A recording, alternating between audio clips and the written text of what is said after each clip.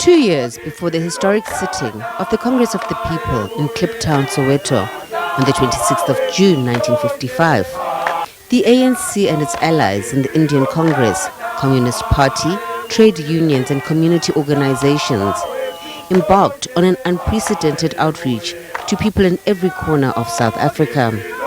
Struggle stalwart Ronnie Kasrils describes it as an outstanding process of mobilization which solicited views at the community, factory and grassroots level on the kind of South Africa that should replace the racist apartheid regime.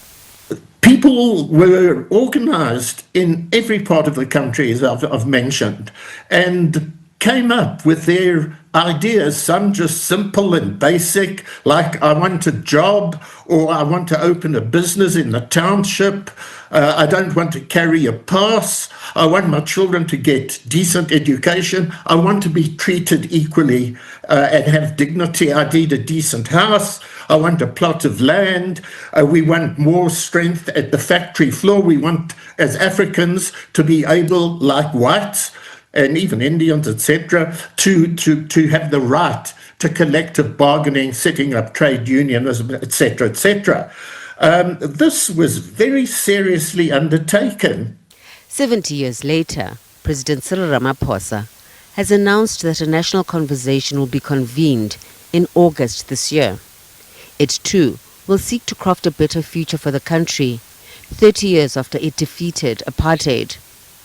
Kasrils is concerned about the eminent persons structure that has been appointed to drive the national dialogue. In relation to this national dialogue, where are the people leading it who represent the trade unions, the unemployed, the youth, the downtrodden? It's got to be the leading element. There are so many celebrities there. And, you ask, well, who are they representing? It's very nice to have Siya Kolisi there. He's loved and he's proved himself in the rugby arena. There's so many other sports people there. There's a Miss South Africa there. Where are the shack dwellers leaders? Where are the marginalized leaders? And the key point that eminent group has to immediately consider is how to ensure that those representatives come in. Kasrils says that the national dialogue must be orientated in a similar way to the Freedom Charter, with Black Africans and their concerns at its center.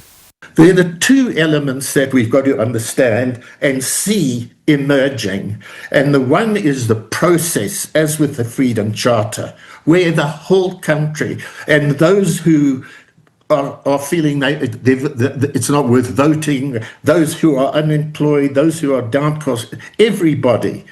And then it's the question of with that process, how to ensure the representativity. So it's not weighted to an elitist leadership. Kasrils says, should the national dialogue be undertaken genuinely, it can begin to empower the building of strong civic, trade union and community organizations, as witnessed within the United Democratic Front of the 1980s, committed to tackling the pressing challenges facing the country. Busi Bopela, SABC News.